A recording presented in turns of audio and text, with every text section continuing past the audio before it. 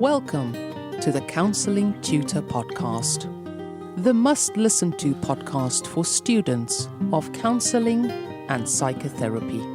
Here are your hosts, Rory Lees-Oakes and Ken Kelly.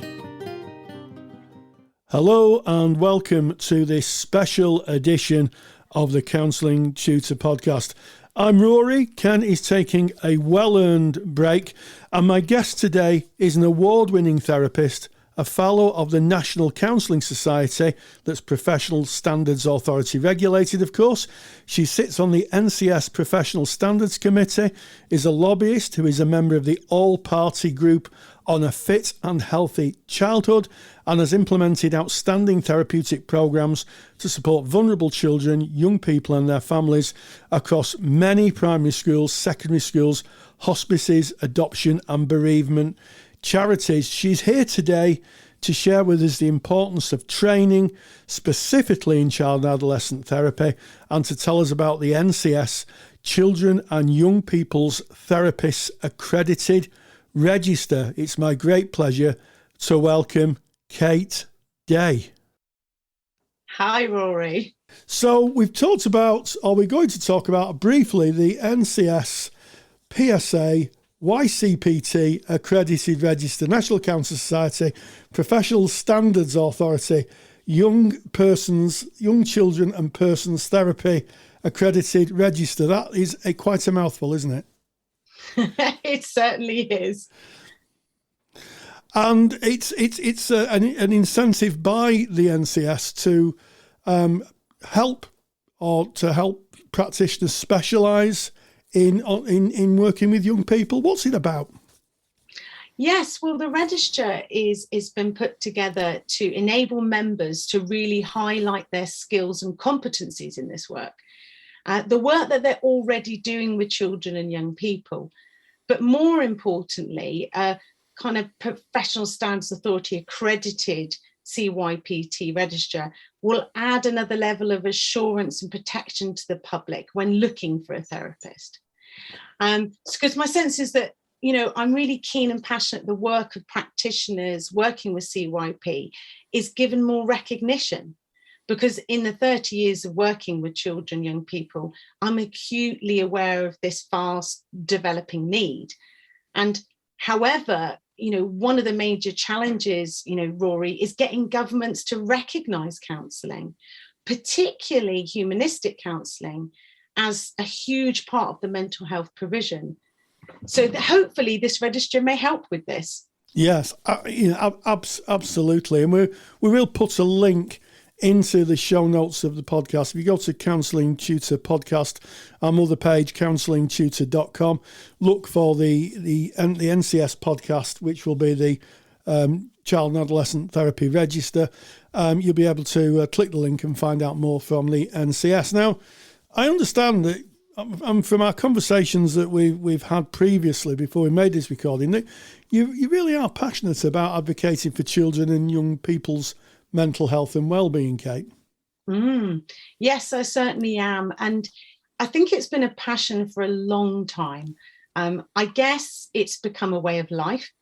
I have always felt a strong moral responsibility to advocate for the rights of a child, to encourage a sense of what is just and fair.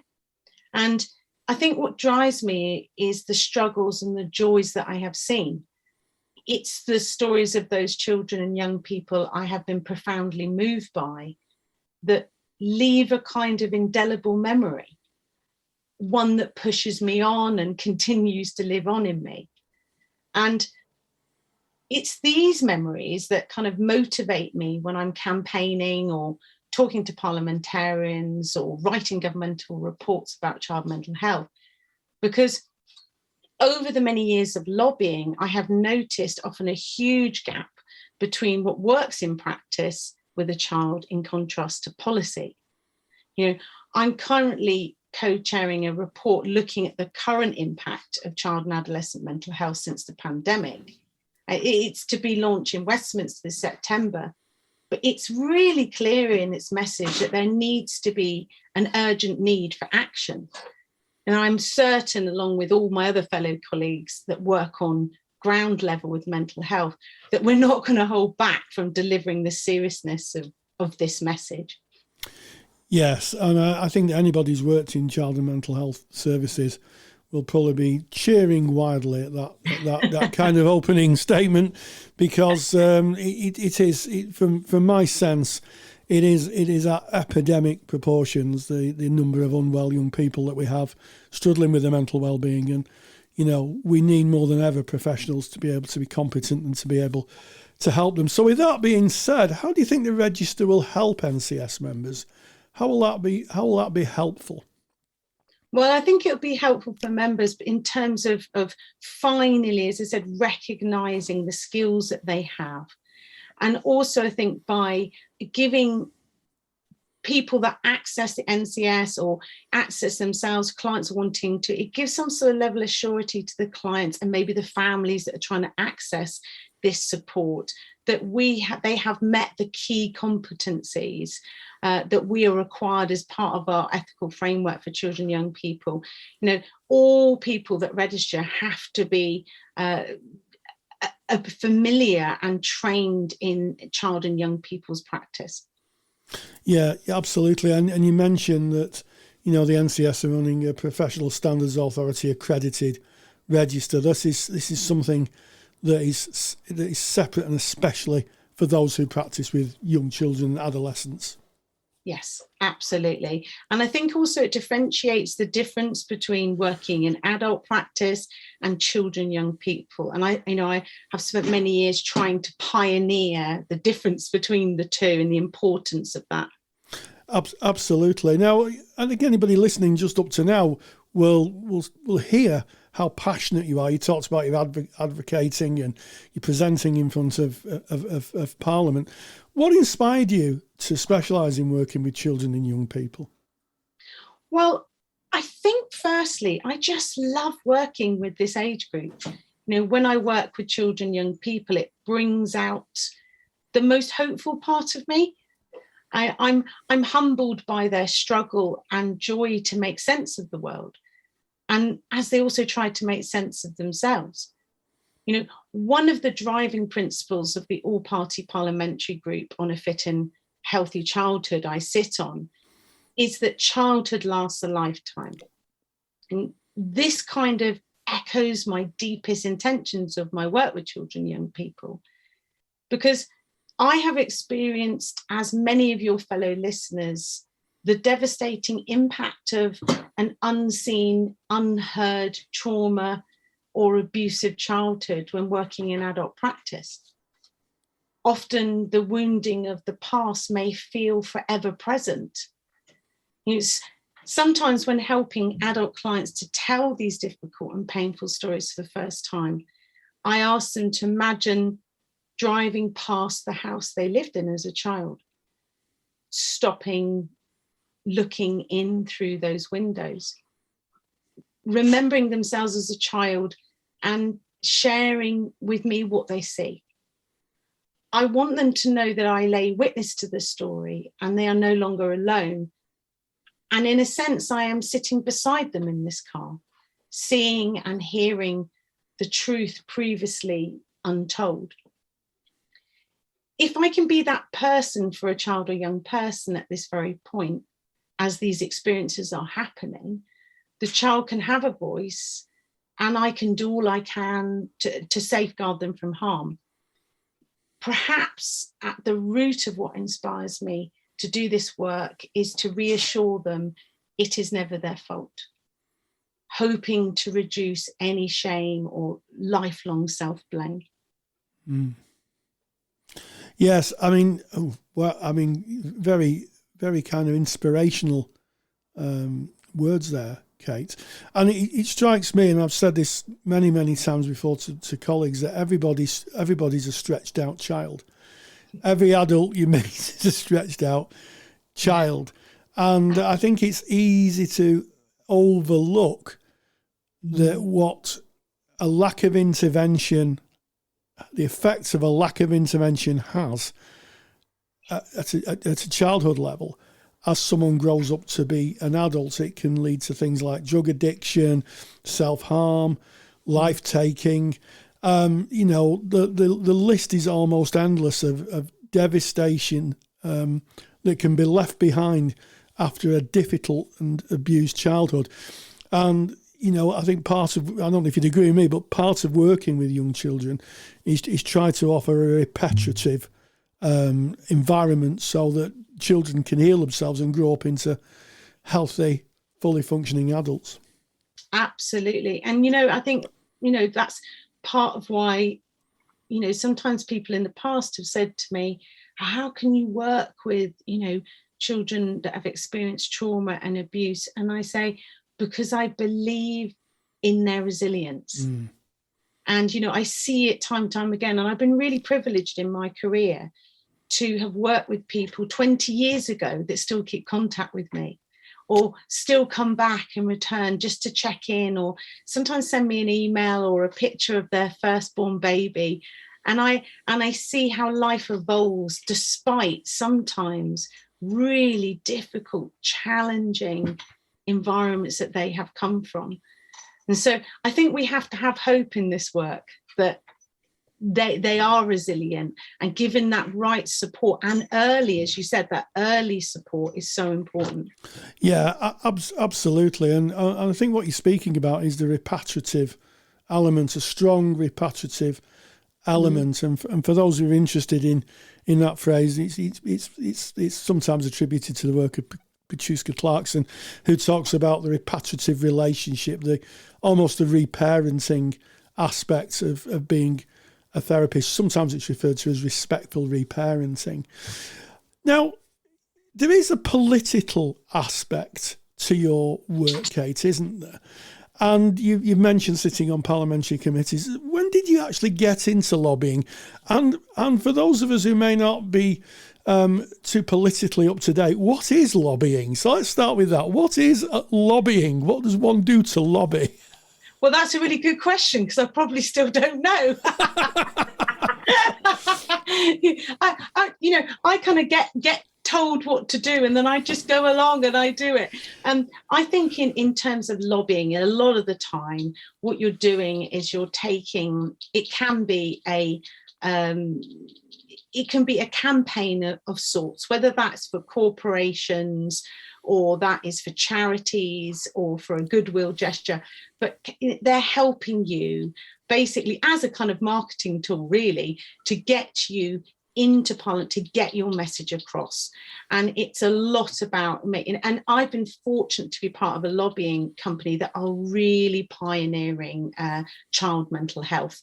So I think that at the beginning, it's quite a funny really story actually, because it was 2013 at the time, and the level of suicide rates in young males were beginning to deeply concern me. And many of the counsellors I supervise were also witnessing an alarming increase in suicidal ideation and suicidal attempts. I was also shocked by the lack of support available for even the most serious of cases. I clearly remember there being one CAMHS worker for a 50-mile radius covering over 20 schools. And I took my concerns to a local politician, and he ended up suggesting I took my concerns about suicide in young people to key parliamentarians. So after pinching myself, is this for real? I headed off to Westminster, and one nervous speech later, I just couldn't leave my concerns there. And the rest, they say, Rory, is history. I continue to be ardent in delivering this message. Suicide is the leading cause of death for children and young people in the UK. And at what point did this become an acceptable statistic in this country? Yeah, I mean, that is just a horrifying statistic, isn't it? And you're absolutely right. A statistic like that, written on paper is a statistic, but this is about, end of life. And I guess when I think of lobbying, I sometimes think of it in terms of speaking truth to power, speaking truth to policymakers and saying, look, this is what's on the ground. And you talked about the CAMHS work at a child and mental health worker who was clearly overstretched in an area that needed so much support, and you came in and put this in front of those who can make decisions. Yes, absolutely. And I have to say, I remember when I did that speech, you know, it did have an impact. And I remember parliamentarians, I suppose I was surprised that they knew nothing about this. It was like a kind of dark secret in our society. And I guess I still feel a sense of sadness that here we are in 2022, and I'm still needing to keep delivering that message. There's so much more to do. We're still seeing, an increase in child and adolescent suicide attempts. So it's still something that really, really deeply concerns me, and I know other practitioners too. And I guess this type of thing can only be addressed on a national level with a national strategy by policymakers, and those are, I guess, the policymakers are those are the people we vote for. We put our little bits of paper in the ballot box and put our X next to them, or some people just might write rude words and still post it. When we vote, we vote for people to listen to the people on the grassroots like yourself, speaking about what they're experiencing, speaking on behalf of those who can't, and then we hope that they will change the policy, and that usually comes down to money, doesn't it, at the end of the day? And yeah, that's what it comes down to, putting more money and employing more people, so there isn't just one CAMHS worker, there's a number of workers, to meet that need. Absolutely. And when we consider the fact that, we want to be able to get to the place that, mental health in this country is considered as important as physical health. We're still spending, I think the overall NHS funding for child mental health is less than 1%. And whilst we see government still making promises in terms of putting new money into mental health projects, I can reassure you from being very much part of looking at this, it's a drop in the ocean into what is really needed. Yeah. And I think you've answered that question quite eloquently. The fact that people need to speak to power and speak the truth to power and ask them what they're going to do, because we elect them. They are, after all, the hired help. We hire them to run our country, and we can de-hire them at the ballot box. I'll say no more than that, because I might get some letters in the post bag, Kate. Well, I think I come from a very political family, so yeah, I will stay neutral on that one. But we can hire them and we can fire them, and every election is the opportunity to do both.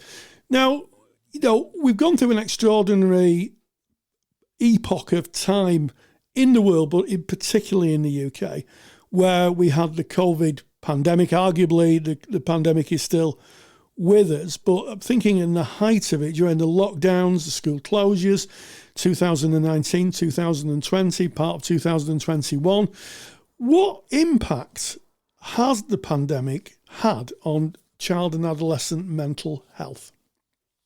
Well, the impact of the COVID-19 on children and adolescent mental health has raised some serious concerns.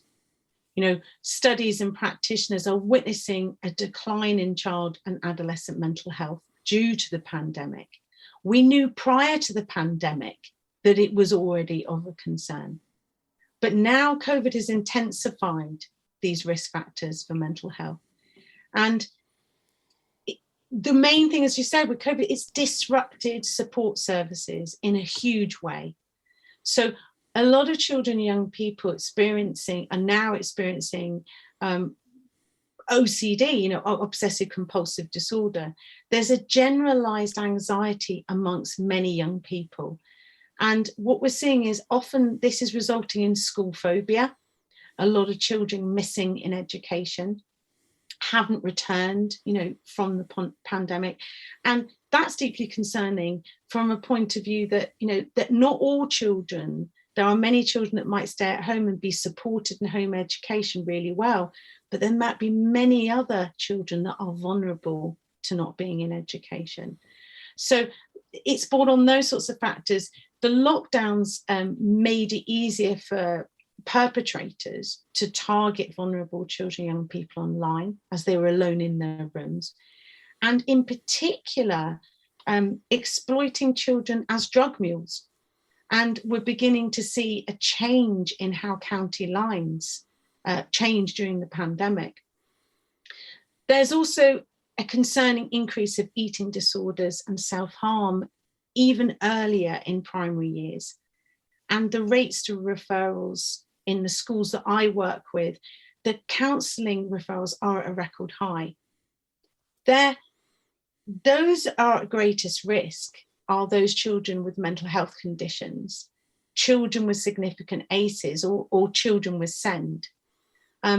Support has been delayed during COVID, and often families are just left desperately, absolutely desperately awaiting diagnosis, assessment, and support.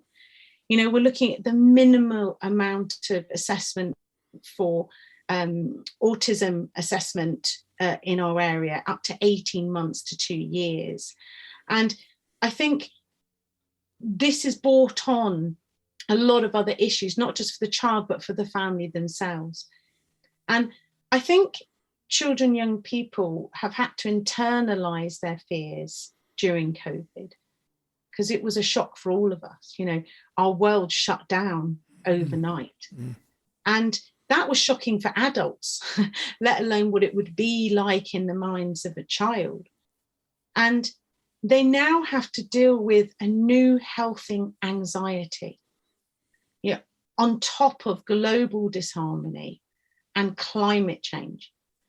Their sense of their right to feel invincible, kind of this sense of believing youth will shield them from illness, is somehow been lost. And I think it's been lost because they've had to watch loved ones being fearful or becoming ill themselves. And I think this has left a sense of insecurity alongside the massive changes and transitions that young people have to go through already. Yeah, I mean, I couldn't agree with you more. We've gone through an existential crisis. Some may even argue that we're still in an existential crisis that's affected absolutely everybody.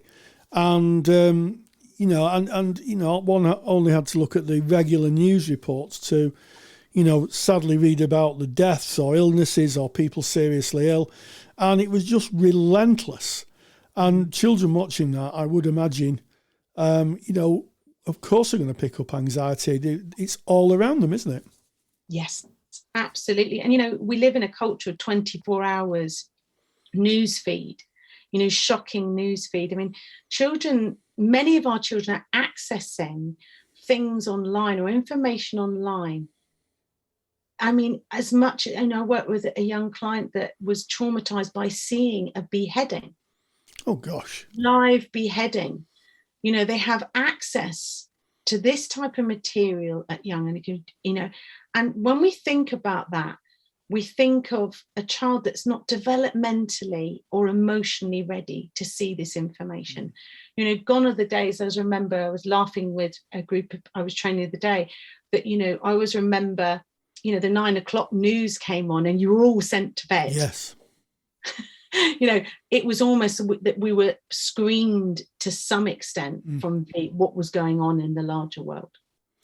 Yes, and I guess that parents struggle to keep up with the technology and the platforms, and it's really, really difficult to keep children away from material that would damage their mental health. Now, I'm sure that there's going to be a lot of people listening to this podcast who are kind of roused into action, who think, gosh, this could be me. I want to be a child and mental health therapist. There may even be some people listening, a lot of people I suspect, who are maybe in their first trainings or have just qualified. You're passionate about counsellors who are working with children having key competencies. What drives that? Well, I guess it started with an experience during my own adolescence. When I was 16, I experienced a traumatic and life-changing event. And at the time, there was little therapeutic help. And the kind of attitude back then was, it doesn't matter how much it hurts, just get on with it. Mm. And it was kind of clear to everyone around me I was struggling to do so. So help was sought. Unfortunately, this help turned out to be completely the opposite. And it took years to pick up the pieces from the damage of this therapy, and the trauma was left unresolved. In fact, it wasn't until I received a request in my 20s to give evidence in High Court regarding this doctor's abusive and negligent behaviour that I finally believed I was not to blame. And I guess other people's bravery and courage to speak up at the time helped me to validate my experience. And their voices are still with me today, ensuring I drive safe and ethical practice.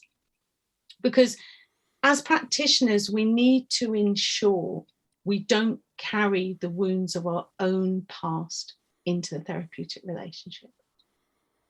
Children and young people are so susceptible to our guidance. We need to remain transparent and conscious of our own archaic process. And I've taught on both child and adult advanced programs, but I've always been clear about this difference between working with children, young people, and adults. That is why I set up KRD training to specialise in CPD for children, young people. Whilst the core conditions remain the same, more active participation is usually required when you're working with children, young people than adult practice. You know, there was a lot of young people come to me and say, oh, I didn't like talking to the person before because they didn't say anything. And what we need to understand is that while sometimes silences can be appropriate, for some young people, that is excruciating. You know, that is excruciating. And that often comes from more of an adult-based model. And you find that you have to use your personality quite a lot, and sometimes support them with their understanding because they don't have the words or know how to feel, or sometimes don't know how to express it. So in my experience with children, young people, they often vote with their feet. You know, if they don't feel comfortable or they don't trust you, they have a strong sense of picking up when support does not feel genuine or they feel judged or unsafe. So I believe in authenticity. You know, this is a key skill when working with children and young people. Never hesitating to be yourself. Often you are required to have a lot of patience and offer a sense of playfulness, but yet remain calm and active. And when I train, I'm keen to offer sound base of theory, but also ensure creative interventions when you're working with children, young people, to enable them to express their feelings. It's important for people that want to work with children and young people to learn about the relationships around them, the family dynamics, as the child carries their family into the counselling room. I focus a lot on strengthening these relationships wherever possible, especially during adolescence, because it's a transitional stage to separate from family and parents. And this can be a really challenging time. And sometimes counsellors have to hold that space as they're developing their own sense of themselves. You know, how do they move from dependency of these familial voices of family to the internal voice of their own? And this can cause conflict. It's a confusing time, wanting independence and yet familiarity.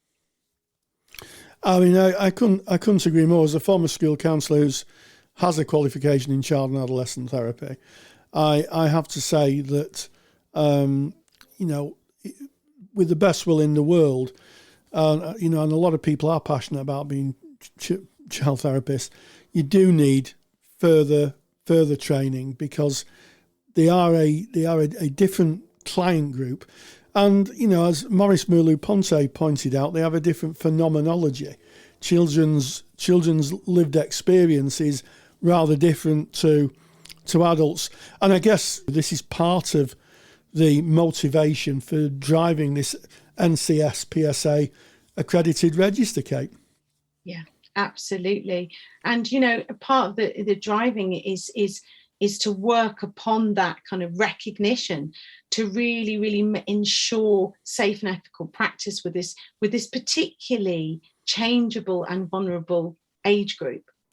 I mean, that's really interesting. I wonder, can I ask you, do you have any concerns about the field of child and adolescent counselling as it stands? I do, Rory, because concerns mainly for me is that the government only recognises a clinically, medically based modality and not a therapeutic one. And as we said earlier, it's so crucial, this recognition, for funding in terms of support for young people. So at the moment, the government is investing in training new child wellbeing practitioners, which follows a CBT model. And this is to work with low intensity clients and then for high intensity clients to be seen by CAMS. But we all know that the threshold to be seen by CAMS is extremely high. And this kind of leaves the middle ground, which includes young people with suicidal ideation who do not meet the CAMS threshold. And these young people are being supported all across the country by counsellors, either in schools, charities, or private practice. And yet the government still does not want to follow the other nations, such as Wales and Scotland, in making counselling provision a statutory requirement. So low cost and short-term fixes, often preferring a clinically based model, can threaten the role of counselling in schools.